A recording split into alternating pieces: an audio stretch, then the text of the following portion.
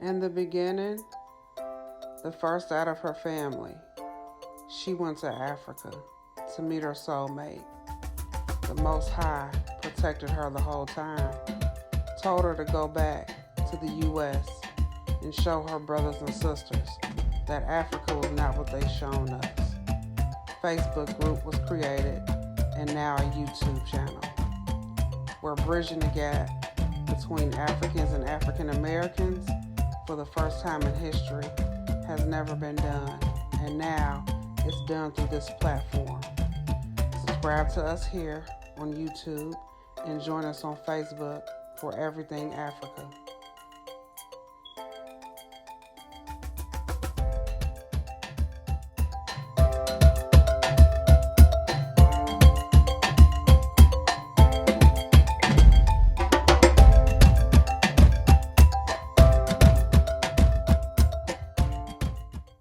So, Emmanuel, I have a question for you.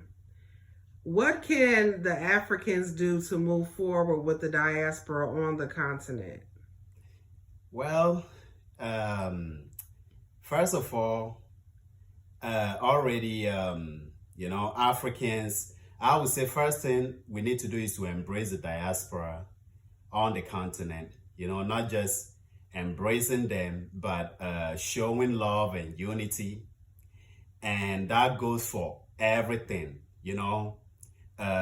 because the diaspora coming to Africa, these are people, facing a lot of things already here. And this is the reason why they are moving from where they are now to Africa. So it's really messed up if they should come and be inside the same situation there, in another form. And what Africans really need to do in order to move forward is to, show them more love, accept them. And love isn't just, by saying, it's by showing, and that goes for prizes and, being like, how do I even put it? Like, let's say being honest in everything, being honest, because Africans, our problem is honesty.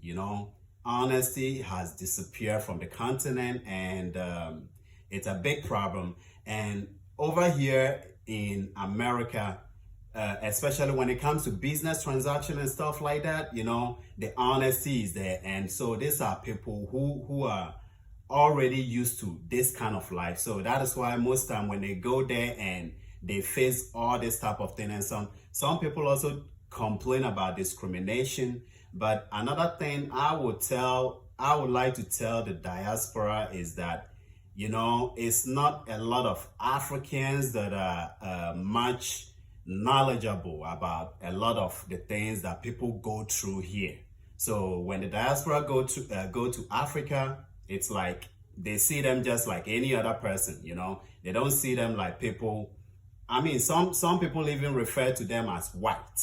It's just a local mentality of the people, So it's on the large scale. I don't see it happening overnight because a lot of the locals got no idea what is going on over here in the diaspora, So when they go over to Africa, they just see them like any other person, That is where the hustling and everything come through, yeah. So Africans, I think we just have to be more honest with the diaspora, Our intentions towards them, it shouldn't always be about the benefits or money. It shouldn't be always about that. And I believe everything will be good. So I have another question for you. How do you feel about the diaspora going to Africa and the continental Africans basically saying that we need to come over there and create jobs and businesses and things of that nature? Do you feel like it's our responsibility to do those things for Africa? That is a big no. Honestly, the diaspora, it is not their responsibilities to come and create jobs. You know, on the first, in the first case, um, before, like after independent, you know, I put everything on our leaders. You know, if Africa was already developed, this is the responsibility of the leaders. You know, I see many people always making this statement: the diaspora should come and develop Africa. Yeah, of course, you know, but when we put it into perspective, it shouldn't always be about developing Africa. This is clearly the work of African leaders, which they haven't done it. So we can expect the diaspora to come home, come to Africa, to come and develop. You know, living in America or the UK, it is a hardcore. You know, it's not an easy life here. You know, so it's not a lot of people who got that money to come and do something. Like I'm not saying it's impossible. These are people that are coming home, escaping hardship. So if they come, for instance, let's say when they get into building construction, this is automatically going to provide jobs for some people, you know, to work a job. If they set up a store, it's automatically going to give some people a job. This is the only thing I see them contributing to Africa. But as far as development goes, it is not their responsibility. So Africans should even stop saying this thing all the time, that the diaspora need to come home and develop Africa. No, it is not their responsibility. Like it is not. It is our government, and which they failed us big time. You know, so the diaspora don't need to come to Africa to develop. These are people that are coming to Africa to escape their hardship, racism, and they just need a good place to stay. They need peace. They need everything that they don't get already here in the States, in the diaspora. You know, so yeah, it's not their responsibility to come and do any kind of development. It is our government, you know. But whatever thing they come and contribute, this may result helping the local people there. It's the only thing they can do. Yeah. Okay, so I got one more question for you. This platform has been running for like 5 years. Where do you see it going in the future? Okay, well, African live in America myself, you know, I'm surprised and I'm impressed about how big this platform is. And I believe something bigger can come out of it. You know, I see African Living America as a virtual community.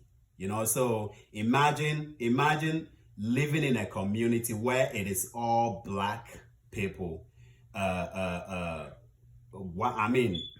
People with great mind. You know, great-minded people living together. You know, with one common cause. I mean, look at our topics in the group. Look at the post, you know, it's educational, you know, uplifting, everything about Blacks, you know. So this group shows that it has a cause. And honestly, some people say there are other groups like that on Facebook. I haven't seen it, you know. This is one of the first that I can confess and say that, you know, this is the first of its kind. If others are out there, bravo, you know.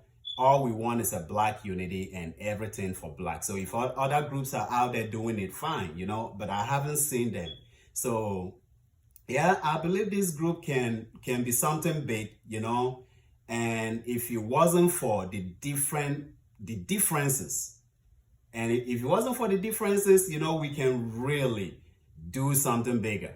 You know, we can start like, yeah, we can do something bigger, something real. It shouldn't only be virtual, you know. It can be contributing. Okay, for instance, like I say, you know, check out the YouTube channel, for instance, and every member, you know, is a subscriber. You know, watch the videos like 5 minutes or anything. Imagine how much this thing is gonna generate on YouTube. You know, and what this money can do, you know, in terms of helping out the continent. You get what I mean? Okay, about over 17,000 people on the platform. So let's assume that everybody contribute for instance, let me put it this way, like $100, every month. Imagine what we can do. You get what I mean? But the problem is, Black people, the unity is our problem. And it's everywhere on the Black continent. Only when Black people come together is when there is a racist attack against us. When Chinese make a statement against Black people, when white people are killing Black people, when the oppressors are really after us, that is when Black people come together. Or when it's a party. Oh yeah.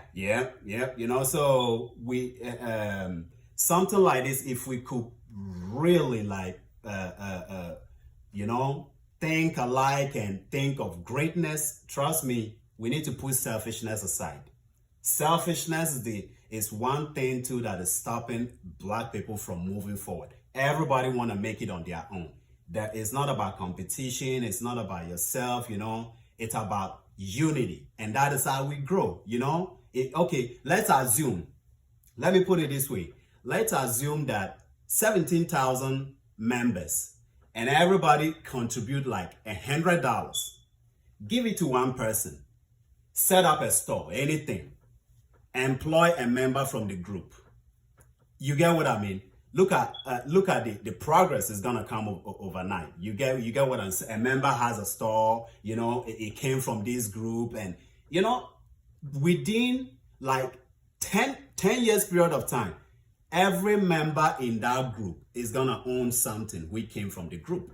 Because this is a virtual community for all Black people. This is a community that is even united than the whole African continent itself.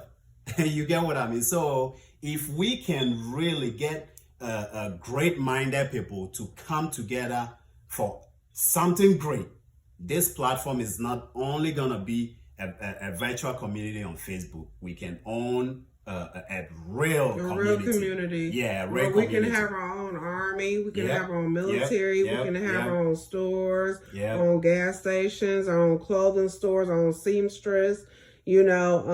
Farming. We wouldn't even have to leave our community because we will have everything right there. Schools, and we will be highly protected.